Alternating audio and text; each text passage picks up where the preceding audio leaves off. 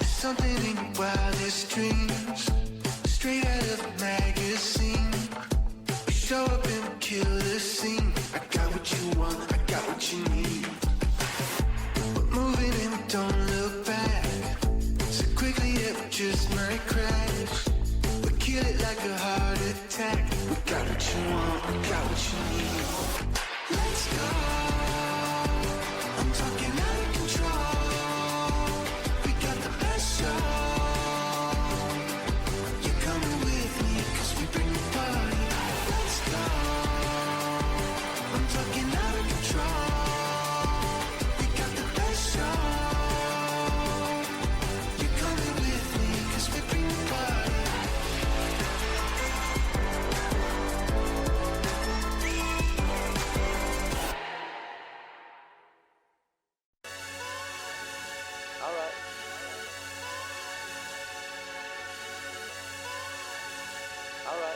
Welcome to the Yard Brawl podcast.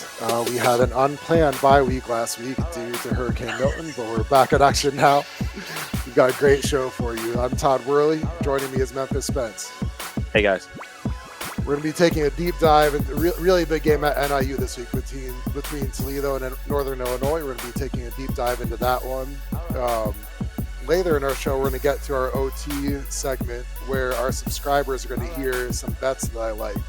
And for those of you that like to put action on these games, whether it's point spreads, over-unders, different prop bets, we didn't have a show last week due to the hurricane, like I said, but the week before.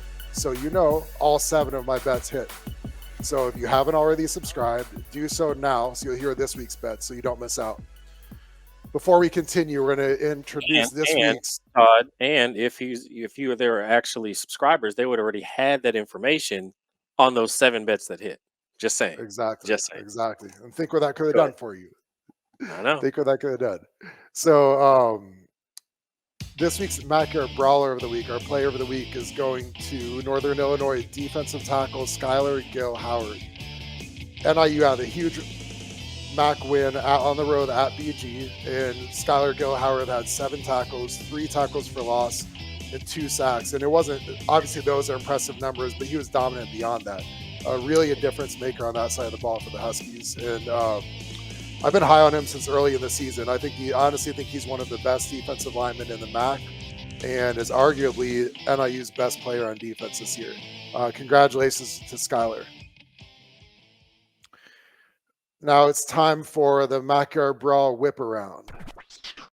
What's up, Yard Brawl fans? It's Drew Bailey here, sports director from WZIP-FM at the University of Akron. Looking at my Zips, Week 7 on Saturday was a loss to Western Michigan, 34-24. A strange game. Akron jumped out to a 17-0 lead.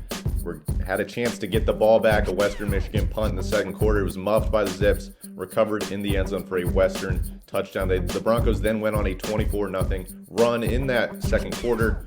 Akron outgained Western by over 100 yards in this one, but turned the ball over 4 times. There was a 5-hour weather delay in the third quarter. Just a strange game all around, but not without some bright spots for the Zips. Ben Finley passing for 395 yards, hooking up with Adrian Norton for 196 of those yards. Jordan Simmons had 160 yards from scrimmage. We saw backup quarterback Todd Bullock getting involved in the offense. So a lot of things clicking for the Zips, but it just seems like we failed to put together a complete effort, which has been the case this year. We're 1-6. We've had games where our defenses look great, games where our offenses look great. For whatever reason, whatever excuse we want to use, whatever explanation we can draw from it, it just hasn't been enough most weeks. Our only win against FCS Colgate, but we do have a bye week this week, a week off, followed by 2 home games back at InfoCision against Eastern Michigan and Buffalo. If we're going to put it together this season, if we're going to see progress in this program, now is the time to do it. We have a week off and then 2 games at home. Now's the time to put it together, show us something. We're 1-6 right now in familiar territory, looking to improve upon our 2-win seasons from the past couple years, and now's the time to put up or show up. Again, we're home in 2 weeks against Eastern Michigan. Lindsay from the Buffalo News, here to talk for a few minutes about the University of Buffalo football team. The Bulls are in a three-way tie for first place in the MAC with Ohio and Western Michigan. Now they have an opportunity to create some separation when they face Western Michigan this weekend at UB Stadium. UB ran for 230 yards in a 30-15 win against a shorthanded Toledo team last weekend. That was UB's top rushing output of the season. And Algie Henderson ran for 142 yards and became UB's first 100-yard single-game rusher since Matt Myers, who ran for 110 yards against Kent State in November 2022. UB faces a balanced offense in Western Michigan. The Broncos aren't overwhelming, but instead they're efficient, particularly quarterback Hayden Wolf, who's averaging about 22.8 completions per game, and he leads the MAC in completion percentage at just under 70%. So UB won't just have to stop the run, they're going to have to stop the pass and limit the pass as well, too. Again, Buffalo against Western Michigan, 3:30 Saturday at UB Stadium. Todd, this is Pat Eakin with the Bowling Green Sentinel Tribune. Man, what a nightmare last week. Bowling Green took on a very physical Northern Illinois team. 6 sacks, 5 of them on Connor Bazelak, who has thrown for 10,000 yards in his career, just one of 5 quarterbacks. And he's hurt and he's day-to-day for the Kent State game this week. So we will see. Lucius Anderson will start if Connor cannot play. Lucius is a redshirt freshman, talented, and in the future at BGSU. But I'll tell you what, a big part of the BG offense was their offensive line, a huge, good-sized offensive line, especially for a MAC school.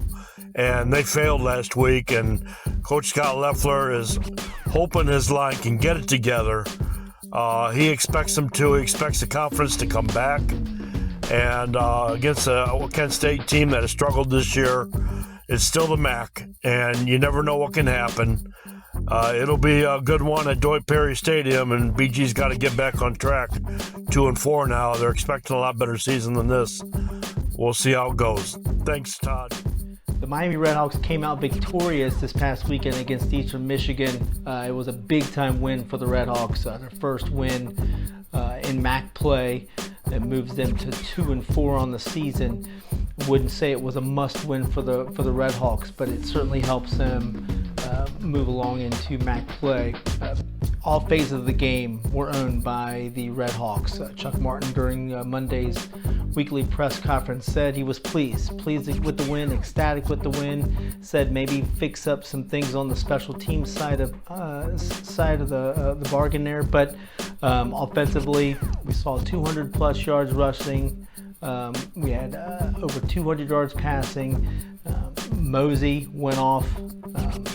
Most of those yards were in the second half, but still Mosey did some work there. And Brett Gabbert threw 4 touchdowns, one of his biggest games of the season. He's getting back in Brett Gabbert form. Some takeaways from the Eastern Michigan game is that defense is still playing stellar. Held Eastern Michigan's playmakers, especially the wide receivers, in check. We had that bomb at the beginning of the game when Gabbert ended up finding Virgil on the first play of scrimmage.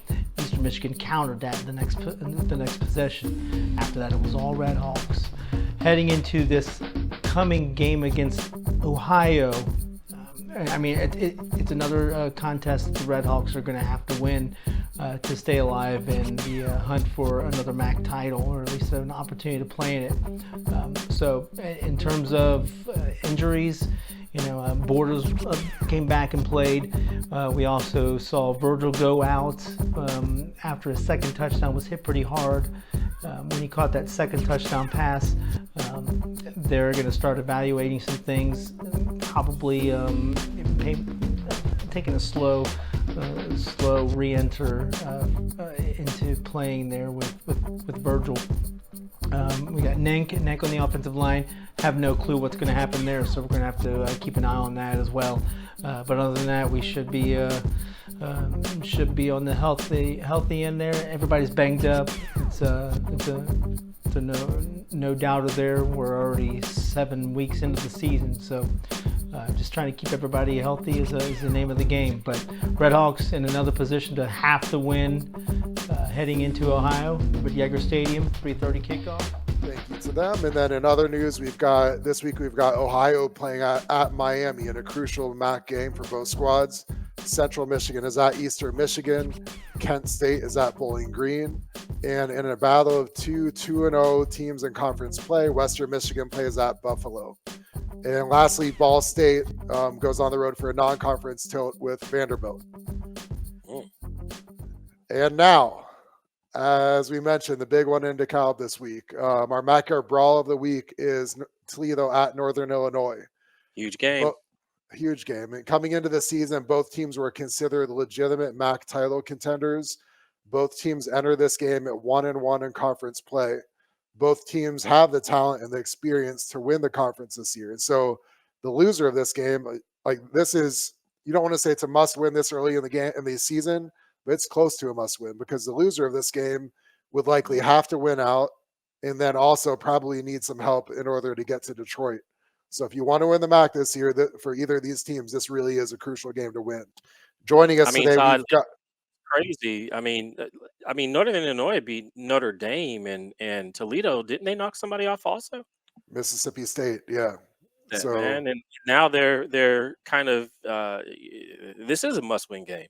You can't have two losses in the MAC and still expect to show up in Detroit. That's this is a really competitive conference. It is. So that's a really big win. And I'm sure both teams, every week is big in college football, but I think both teams realize this is even bigger. Really crucial game for both teams. Joining us today to analyze this game, we've got beat writers from both sides of the matchup. First up, we've got Eddie Carifio, who covers the Huskies for the Daily Chronicle. Let's talk about the win at BG first. What were some of the keys for Northern Illinois to pull out the nice road win? Yeah, it was obviously a huge defensive effort for them. 210 yards of total offense for Bowling Green in that game. Funnily, it keeps NIU at 0-2 when they've allowed less than 200 yards of total offense to their opponent. That's one of the weirdest stats, and it seems so on brand for NIU this year, just in terms of the general weirdness of some of the stuff that happens. But yeah, 210 yards, they held Bowling Green to 7 points, opening drive on the touchdown, nothing after, opening drive for a touchdown, nothing after that. It was just a solid defensive effort. And despite, I think, pretty much every offensive player getting hurt, they still managed to put up 17 points. Huge win on the road. Like this is such a fun season in the MAC. There's so much talent, so much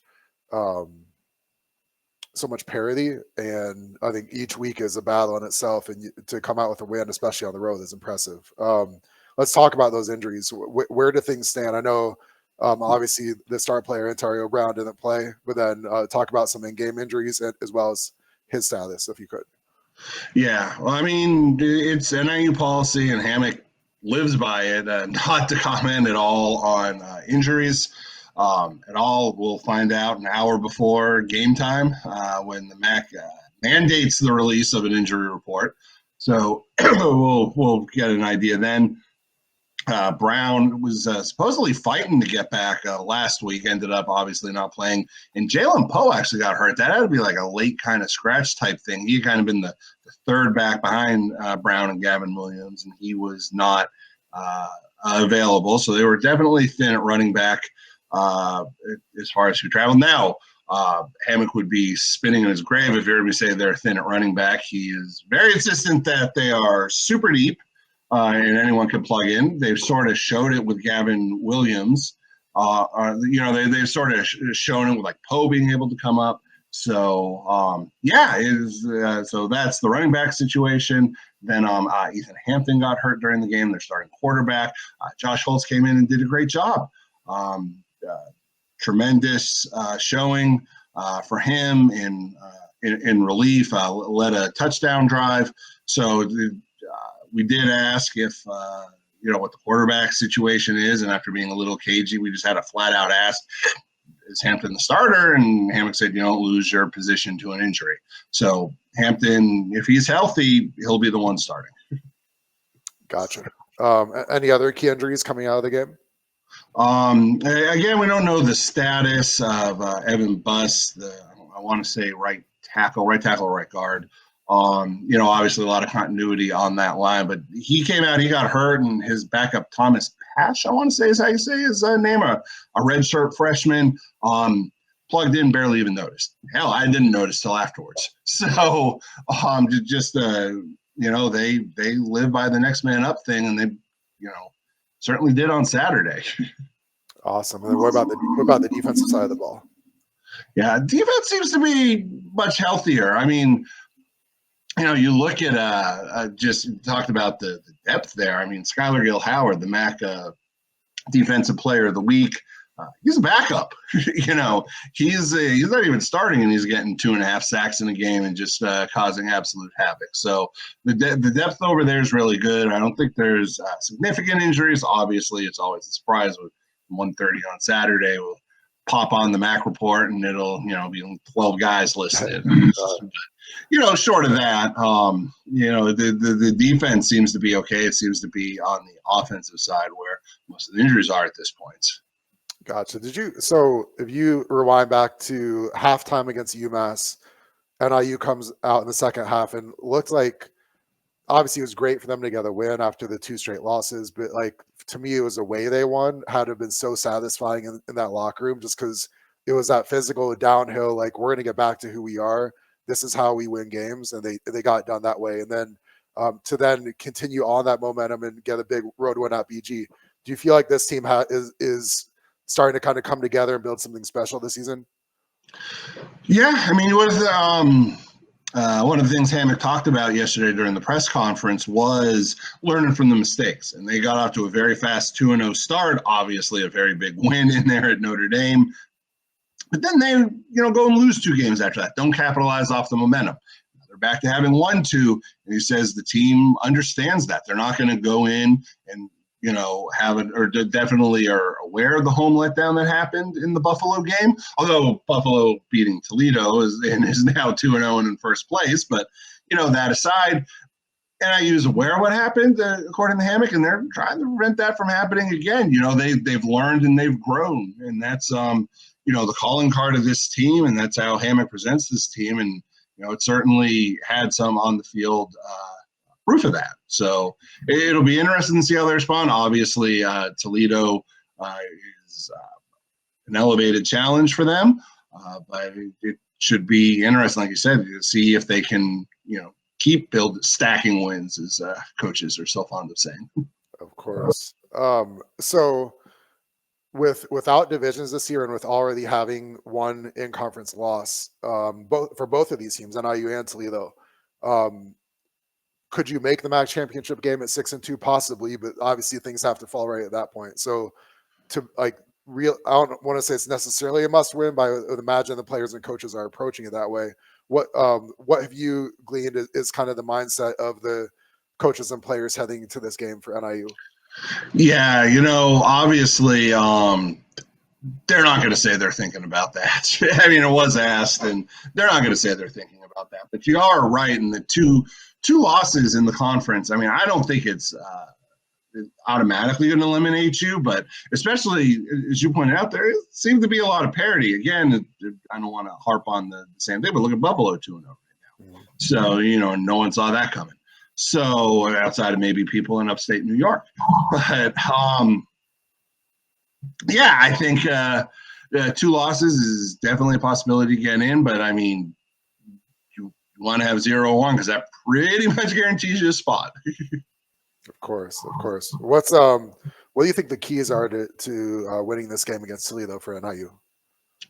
They need to not turn the ball over. I mean, it's as simple as that. I mean, I can get all high and mighty and try to show off breadth of knowledge and everything, but the fact of the matter is when this team doesn't commit a turnover, they win. When they win the turnover battle, even then it's iffy, but if they don't turn over, they win. I'm pretty sure they're either 2-0 or 3-0 when they're not turning the ball over this year. And I think, like 1-2 when they do have a turnover. So they need to not turn the ball over. Their defense is good enough. If they're not giving the other team extra possessions, they'll hold them to 250 yards and win the game. Mm-hmm. What kind of atmosphere are you expecting at this game? Yeah, it is homecoming for the Huskies. Hammock has been, and the players too, actually, were floating, hoping for a sellout. I don't think they've sold out since, I want to say like 11 or 12. No, that'd be later than that. I'd probably during the orders. 12 or 13, I think, was the last time they sold out. I don't think they've hit 20,000. Well, they had 18 in the Buffalo game. But yeah, it should be a packed house or close to a packed house. I would think getting up to that 18,000 number they hit against Buffalo is in the realm of possibility, especially given the importance of this game and the fact it's homecoming. So I think it should be about as electric of a crowd as you see at Husky Stadium. Great stuff from Eddie. That beard is looking plump today. That thing is going. I like it. I like it. And again, he's a frequent guest of the program. He is awesome. As we've said, we're so grateful to have him as a guest. And Husky fans, you guys are fortunate to have him covering your favorite team. And by the way, you still need to get that beard some NIL money. We do. I told him I'll try and get him some. That's our biggest mission this season. That's right. Next up, we've got Kyle Rowland, who covers the Toledo Rockets for the Toledo Blade. Let's get right to it. So Toledo had pulled off a big win at home against Miami of Ohio, and then you thought they kind of had some things rolling a little bit. Then what happened at Buffalo? Yeah, it was not good. We've heard this story before. I mean, won at Mississippi State, then lost to Western Kentucky, won against Miami, lost on the road the next week to Buffalo. This was just, an awful performance by Toledo. There's no real sugarcoating it. The defense was pretty bad. Unbelievably bad against the rush, which they had the 10th ranked rushing defense going into the game. Buffalo's rushing offense was virtually non-existent. Then their running back has 143 yards, I think it was. Tons of chunk plays given up. Offensively, Toledo's O-line, it's been a problem most of the season. Seems like it's probably going to be a problem the rest of the season. They got to find a way to run the ball. I know they can throw it. Tucker Gleason's done pretty well at it. When he was injured, John Allen Richter comes in and was unbelievable. I don't think there's a controversy in the sense that Gleason's played poorly, but Richter was so good that unless Gleason's 100%, I would almost roll with Richter this week just because, he played really well. Just some issues that the run defense, I don't think is going to be. I feel like that was a game where sometimes teams play poorly. They just don't have it. We see it in college football a lot more now. Look at, Alabama and Vanderbilt. So I don't think that's going to become this problem for Toledo, but the offensive line is something that just, I don't know if they have to get more creative, change some blocking scheme stuff, something, some running back, even though there aren't holes, they need to just create something, manufacture something out of nothing.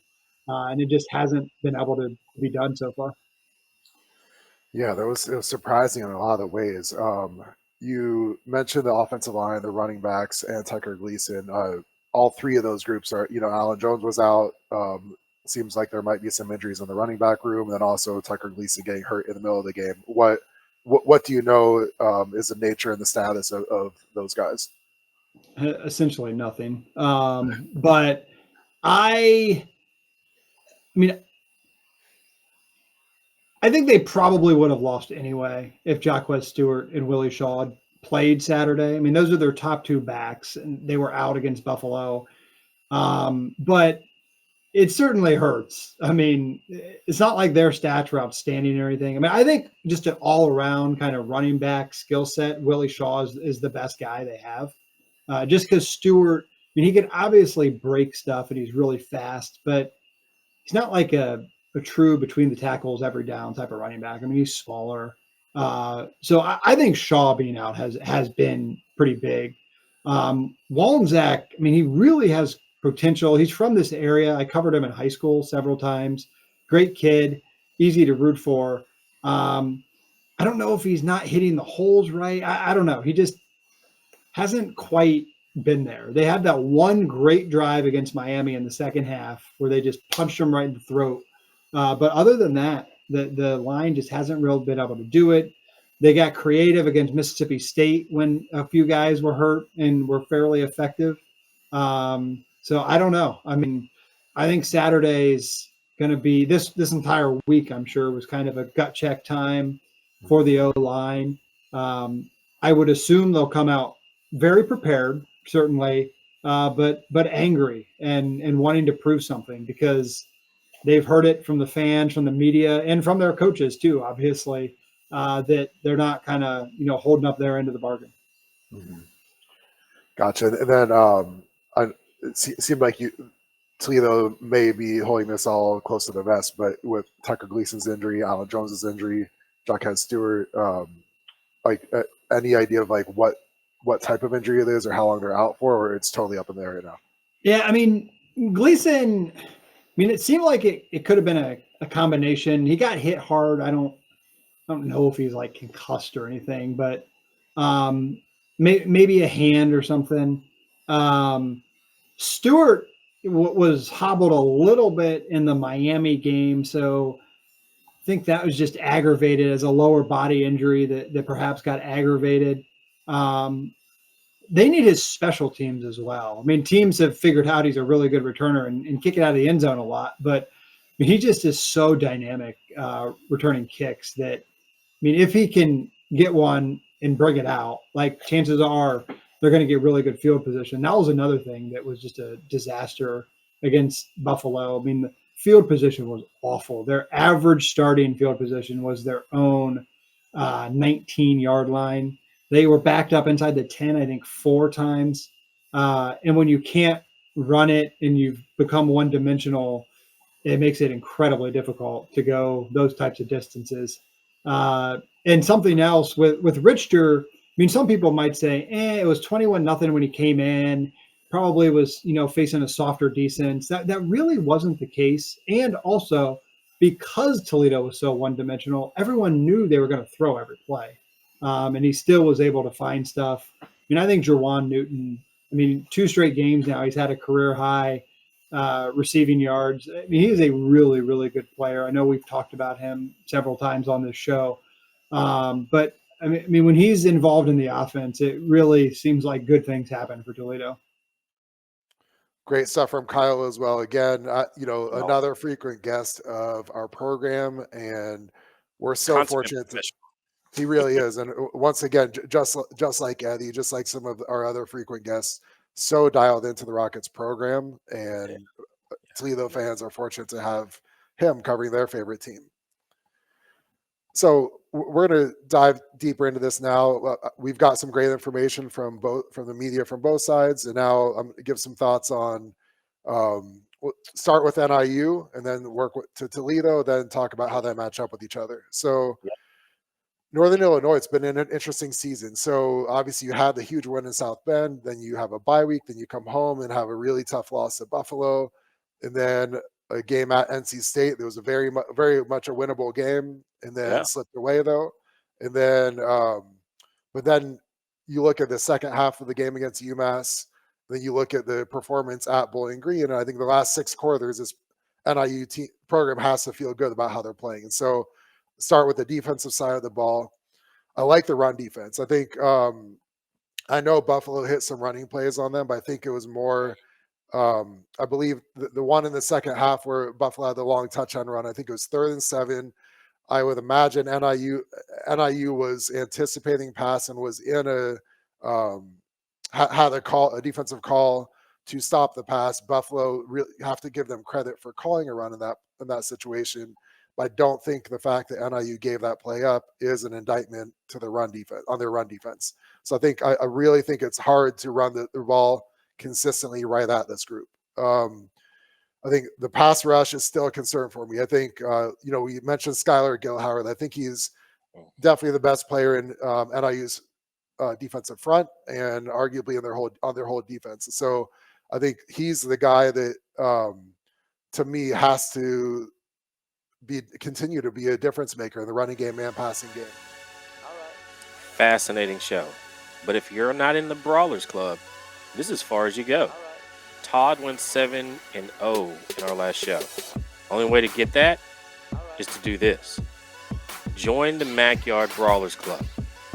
If you're not part of the Brawlers Club, you don't get the rest of the show.